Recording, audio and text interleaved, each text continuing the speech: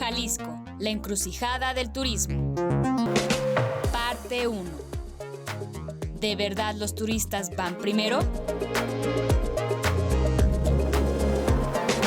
Tan importante es el turismo para la economía de Jalisco que muchas veces los gobiernos centran sus políticas públicas en satisfacer las comodidades de los visitantes extranjeros antes que en aliviar las necesidades de sus habitantes, que no solo son la mayoría, sino que también son a quienes representan.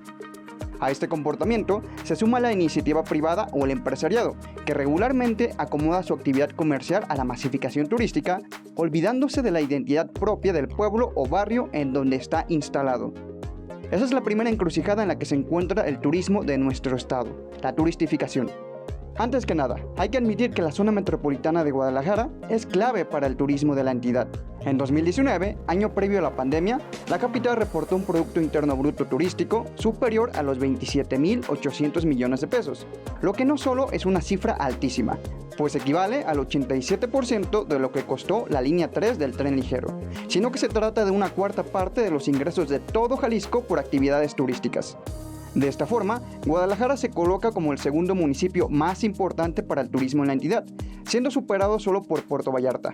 Y no es de extrañarse, pues sus museos, su arquitectura histórica, sus bares y restaurantes, así como los 269 atractivos que identifica la Secretaría de Turismo solo en ese municipio, lo hacen un destino ideal para los viajeros. No obstante, este glamour tan atractivo para el turismo ha provocado que el mercado y las políticas públicas de urbanización sofoquen la identidad cultural de los barrios. En los casos más extremos, se detona el desplazamiento de los habitantes a las periferias, lo cual se conoce como gentrificación, alejándolos en pro del desarrollo urbano planificado para explotar el turismo y garantizar más visitas. A este proceso también se llama turistificación. Así lo explica el coordinador del Observatorio de Desigualdades de la Universidad de Guadalajara, Máximo Ernesto Jaramillo Molina. Esa priorización del turismo termina generando consecuencias negativas en términos de pobreza, en términos de salarios, en términos, al final de cuentas, de dependencia hacia el turismo, más allá también de todas las consecuencias ambientales que puede tener el turismo. Aquí se presenta uno de los efectos que más resienten los habitantes de Guadalajara por la gran afluencia turística en el municipio, el encarecimiento exponencial de la vivienda. De acuerdo con el portal de clasificados online de bienes raíces, Inmuebles 24, entre 2020 y 2024, el precio promedio de la vivienda en la ciudad de Guadalajara aumentó un 46%, tanto en renta como en compra. Por una parte, el turismo genera derrama económica, generación de empleos, prosperidad del comercio y otros efectos positivos. El tema es que no hay autoridad que se haya atrevido a regular los alojamientos de corto plazo. Y ahí está un factor importantísimo que contribuye a este aumento en los costos de la vivienda en Guadalajara. Entonces, la gente que renta en la capital ya no puede costearse su alojamiento, los abandona y se va a vivir a puntos más lejanos, por ejemplo, a Tlajumulco o El Salto. Las estancias de corto plazo son un tipo de alojamiento turístico que se contrata a través de plataformas digitales. Se le conoce como modelo Airbnb. Y de acuerdo con la página Airbnb, hay alrededor de 7.300 propiedades activas para estancias cortas en Guadalajara. Esa es una buena noticia para la Secretaría de Turismo, sobre todo cuando esas 7.300 propiedades, en conjunto con los hoteles, generaron ingresos por más de 19.400 millones de pesos, mostrando así una clara superioridad en el sector con respecto a quienes se quedan a dormir con amigos, conocidos o familiares. El académico expuso que el auge de este tipo de negocios golpeó al mercado inmobiliario por la gran afluencia de turistas con más recursos, o al menos más recursos en comparación con los residentes locales, ya que los primeros están dispuestos a pagar mucho más por un alojamiento temporal meramente turístico.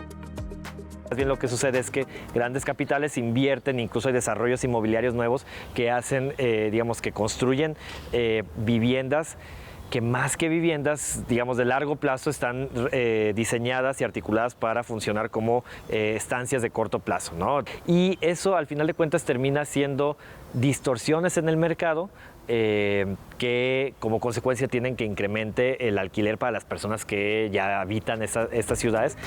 El desarrollo económico que ha traído este modelo de alojamiento, sumado a la especulación provocada por la compra, construcción y abandono de inmuebles, lo cual es cada vez más notable en Guadalajara, ha sido duramente cuestionado porque ignora las necesidades de los ciudadanos locales. Frente a esta encrucijada, ¿qué alternativas tienen las autoridades para que el turismo, uno de los principales motores de la economía jalisciense, concilie estas actividades con los tapatíos? Como ejemplo, hay referentes internacionales que ya han puesto restricciones al hospedaje de corto plazo, por considerarlo perjudicial al derecho a una vivienda digna para los habitantes. Por ejemplo, Nueva York considera que en aquellos barrios donde las viviendas se usan para alquileres de corto plazo, el confort y la seguridad de los visitantes y residentes permanentes están en riesgo. Por lo tanto, desde septiembre de 2023, en esa ciudad está prohibido alquilar un departamento entero por menos de 30 días sin que los dueños estén presentes. En contraste, el también profesor del Departamento de Sociología de la UDG advirtió que en México hay políticas fiscales que, por el contrario, disminuyen los impuestos al hospedaje, lo que solo beneficia a la iniciativa privada y a los turistas, pero no a la población local. Para incentivar el turismo se bajan los impuestos al hospedaje, ¿no? Que esto está relacionado en todos los estados con la industria hotelera, pero en algunos estados también ya con el tema de Airbnb y estas plataformas de alojamiento. Y lo interesante es justo debería ser lo contrario, o sea, más bien lo que se debería buscar es que esas mismas actividades turísticas generen derrama económica para, digamos, no solo para las grandes cadenas hoteleras, sino para los trabajadores que están en esas grandes cadenas hoteleras. Y ante esta realidad, muchos turistas ven en nuestro país o estado no solo un lugar para vacacionar, sino para vivir. Tanto que se puede decir que llegaron para quedarse. Pero eso te lo cuento en la siguiente parte de este trabajo especial. Las imágenes son de Aviv López. Investigación especial, UDG TV Canal 44, Adán Padilla Cárdenas.